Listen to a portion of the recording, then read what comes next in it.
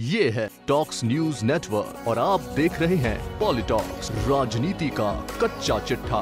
Bhajpa supremo Amit Shah की नजर अब मध्य प्रदेश पर है। उधर शिवराज सिंह चौहान निर्दलीय विधायकों के साथ संपर्क बनाए हुए हैं। कमलनाथ सरकार को बमुश्किल बहुमत मिला हुआ है, इसलिए उनकी चिंताएं बढ़ गई हैं। भाजपा से ही नहीं, उन्हें पार्टी के भीतर से भी चुनौती है।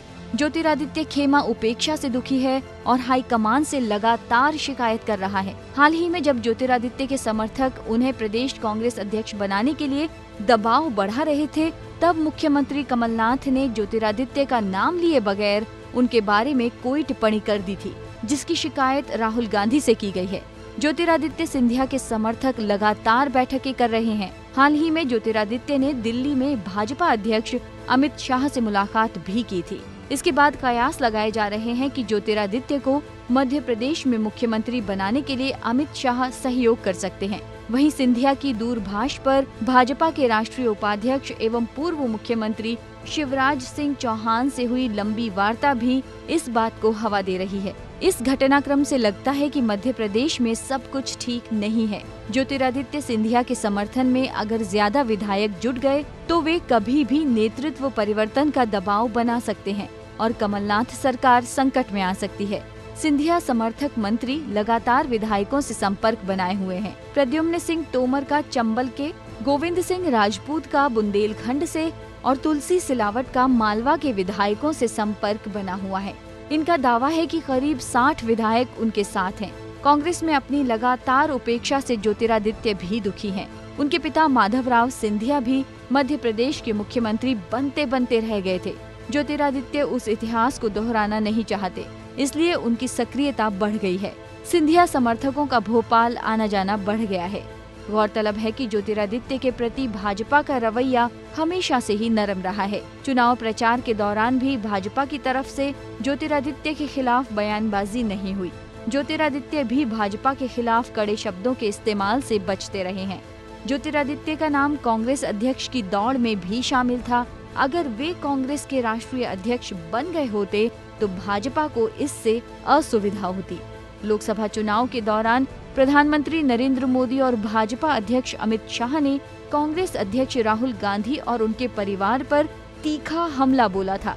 लेकिन अगर ज्योतिरादित्य सिंधिया कांग्रेस अध्यक्ष बन जाते तो भाजपा उन पर या उनके परिवार पर सीधा हमला नहीं कर पाती, क्योंकि उनकी दादी राजमाता सिंधिया भाजपा के संस्थापक सदस्यों में शामिल रही हैं।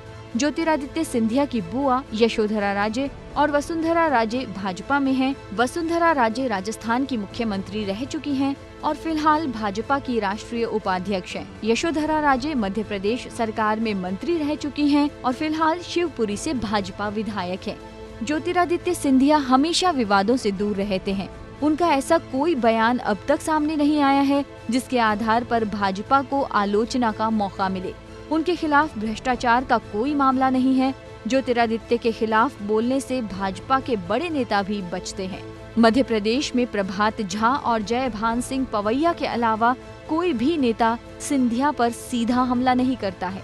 विधानसभा चुनाव के दौरान अमित शाह ने ग्वालियर में सभा की थी, लेकिन ज्योतिरादित्य सिंधिया पर हमला बोलने के बजाय उन्होंने अपनी रैली में सिंधिया को श्रीमंत कहकर संबोधित किया था। ज्योतिरादित्य सिंधिया के दूसरी पार्टी के नेताओं से भी रिश्ते अच्छे हैं। हाल ही में भाजपा के महासचिव कैलाश विजयवर्गीय ने बयान दिया था कि ज्योतिरादित्य अगर कांग्रेस के राष्ट्रीय अध्यक्ष बनते हैं तो ये गौरव की बात होगी। कैलाश विजयवर्गीय 29 जुलाई को मध्य प्रदेश के नए राज्यपाल लालजी टंडन से मिलने पहुंचे थे। उसके बाद भाजपा कार्यालय में उन्होंने पत्रकारों से बात की। पत्रकारों ने उनसे सिंधिया के अध्यक्ष बनने की संभावना पर सवाल किया था। उन्होंने कहा, मेरी शुभकामनाएं सिंधिया जी को कि वे राष्ट्रीय अध्यक्ष बने। ये मध्य प्रदेश के लिए गौरव की बात होगी। सोशल मीडिया में राहुल गांधी को ट्रोल किया जाता है, लेकिन ज्योतिरादित्य सिंधिया को नहीं। ज्योतिरादित्य सिंधिया अपनी रैलियों में संतुलित भाषण देते हैं। ऐसे में अगर सिंधिया कांग्रेस अध्यक्ष बन जाते हैं तो सोशल मीडिया के माध्यम से भाजपा को कोई विशेष फायदा नहीं होता, जैसा सोशल मीडिया का फायदा बीजेपी गांधी परिवार के खिलाफ लेती है। इसके अलावा ज्योतिरादित्य सिंधिया युवाओं की पसंद है। जानकारों का कहना है कि अगर इस समय कांग्रेस में कोई नेता है जो पीएम मोदी की लोकप्रियता को टक्कर दे सकता है तो वह केवल ज्योतिरादित्य सिंधिया ही है। ज्योतिरादित्य सिंधिया की आक्रामक शैली युवाओं की पसंद बनती जा रही है। सिंधिया अपने भाषणों में आक्रामक नजर आते हैं, लेकिन सिंधिया अपनी चुनावी रैलियों में कभी भी अपनी बुआ वसुंधरा राजे और यशोधरा राजे पर हमला नहीं करते हैं। ऐसे में कांग्रेस में सिंधिया के लिए मुश्किलें खड़ी हो सकती हैं। गौरतलब है कि मध्य प्रदेश में भाजपा आज भी विजया राजे सिंधिया के नाम पर सियासत करती है।